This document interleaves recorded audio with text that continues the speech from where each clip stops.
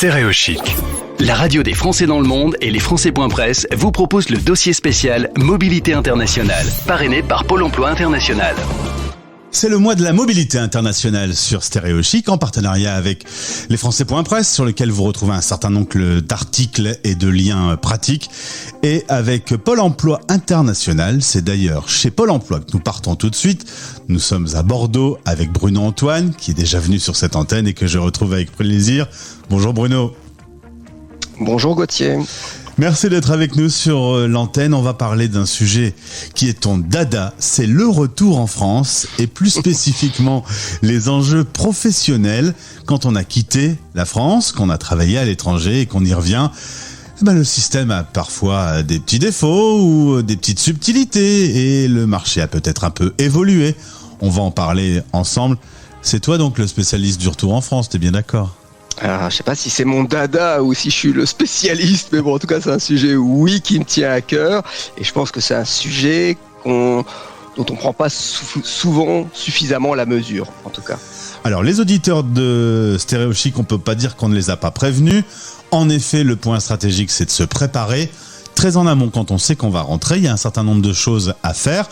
Il y a une enquête qui a été faite il y a peu de temps auprès de 40 000 Français et qui disait qu'ils avaient un peu peur de l'administratif pour leur retour. Tu confirmes que c'est une appréhension présente chez les expats de retour ?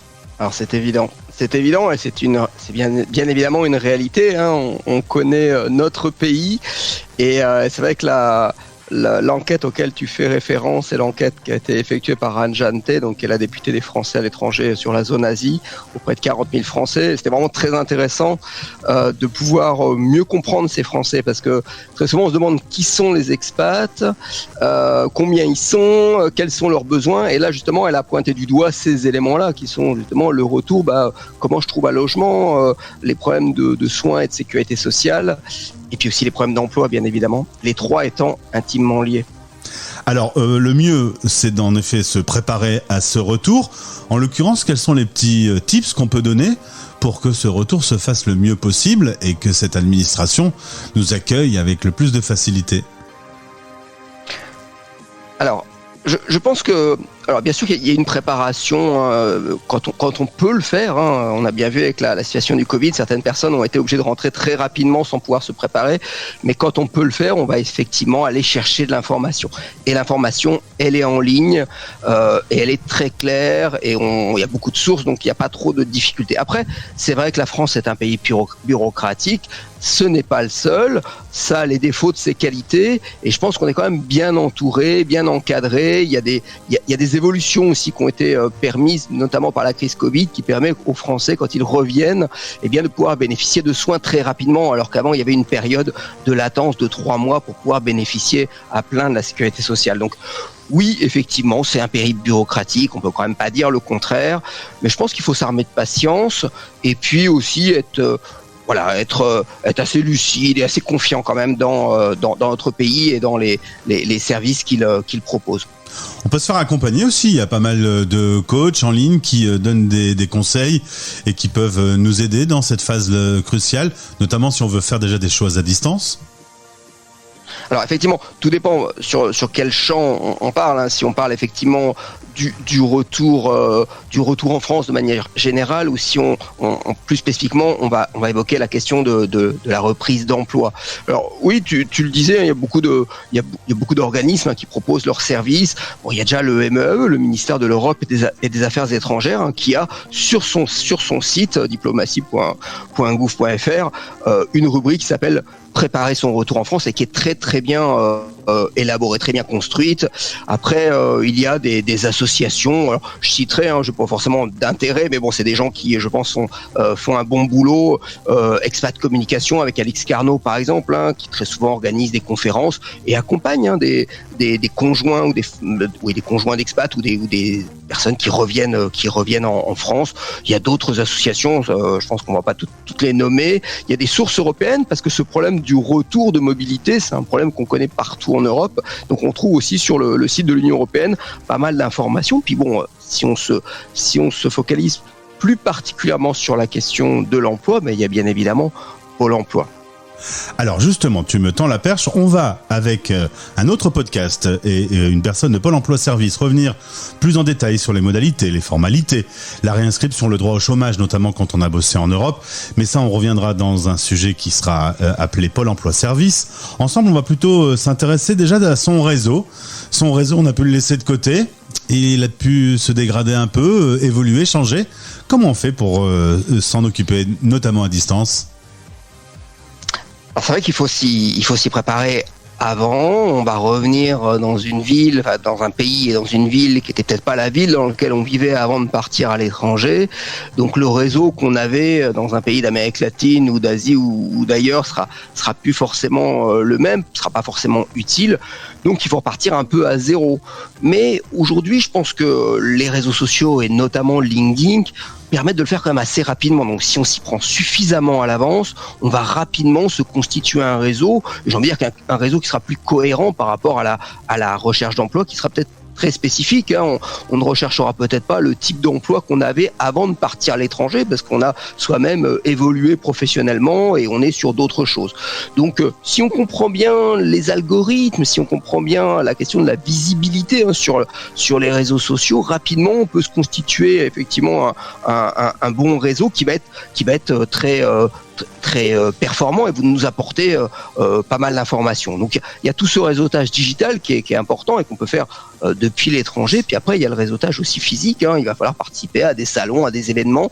L'idée c'est de pas rester seul, ça c'est évident. Vous avez le Pôle emploi, mais il n'y a pas que le Pôle emploi, bien sûr, il y a l'APEC, il y a tout un tas d'associations qui accompagnent les demandeurs d'emploi ou qui accompagnent les personnes de retour de mobilité. Il y a des associations de parrainage notamment qui sont très utiles et qui permettent effectivement aux personnes de pas être seules et d'utiliser une méthodologie, hein. Je pense qu'il y a un comparatif qu'il faut faire entre l'expatriation où on se dit il faut se préparer à un choc culturel, il faut mettre en place une méthodologie, peut-être faire un SWOT, voir un peu quels sont ses atouts. Et ben faut faire la même chose au retour en France, hein. Ça nous semble plus facile parce que c'est notre pays, c'est le retour à la maison.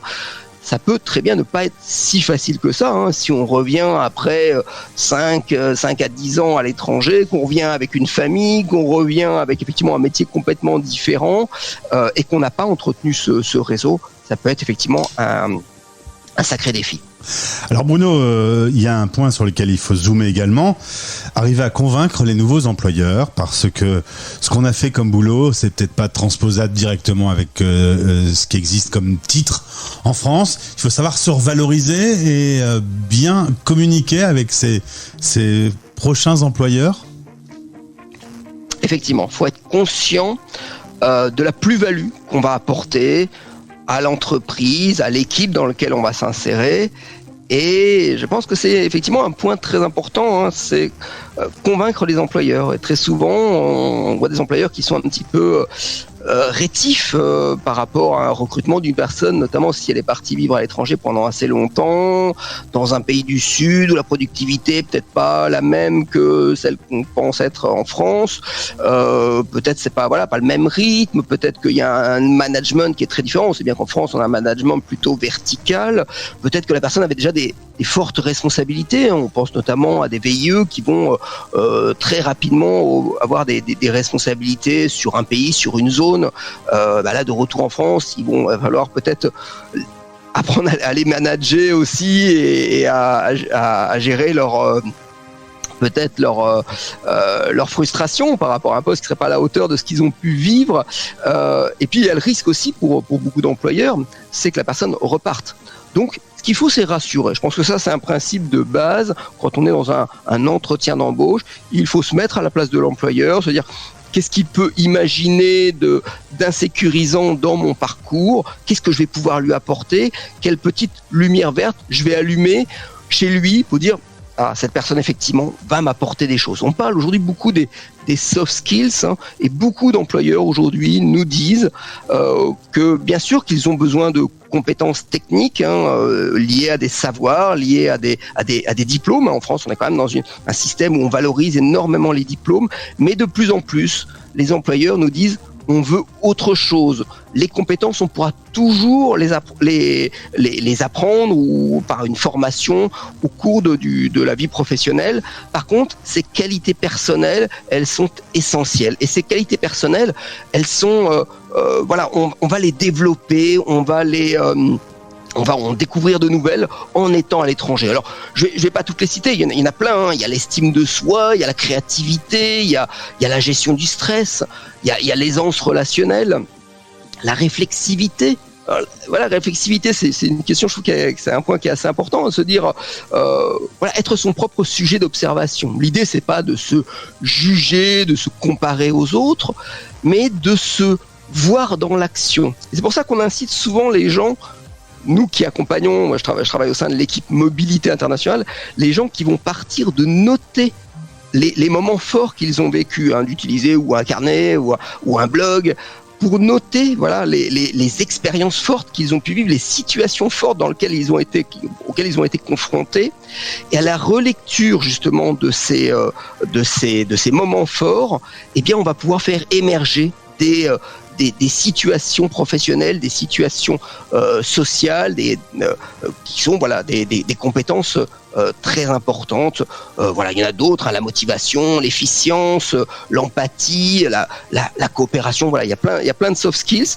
Et il y a d'ailleurs une application que l'on retrouve sur l'Emploi Store, hein, qui est un petit peu l'Apple Store de l'emploi mis en place par Pôle Emploi et les partenaires. Donc cette application s'appelle Aki, AKI, et elle vise justement, notamment pour les jeunes, mais je pense qu'on peut l'élargir à tous les publics, à savoir valoriser ces compétences non formelles, comme on les appelle, acquises dans le cadre d'un projet de mobilité internationale. Et Bruno, pour conclure, on peut rappeler que 2 fois par mois, vous proposez un webinaire qui s'appelle Retravailler en France, ce qui veut donc tout dire.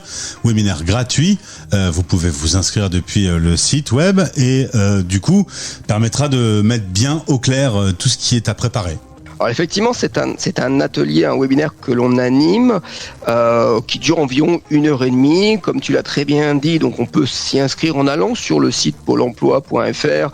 Vous avez un menu, vous avez une rubrique Travail à l'étranger et une sous-rubrique qui s'appelle Je rentre en France. Et donc dans cette sous-rubrique, vous avez des informations et notamment la possibilité de s'inscrire à ce webinaire. Et puis toute personne qui se réinscrit à Pôle emploi, à partir du moment où elle coche qu'elle revient de l'étranger, recevra de toute façon une invitation par rapport à ce webinaire.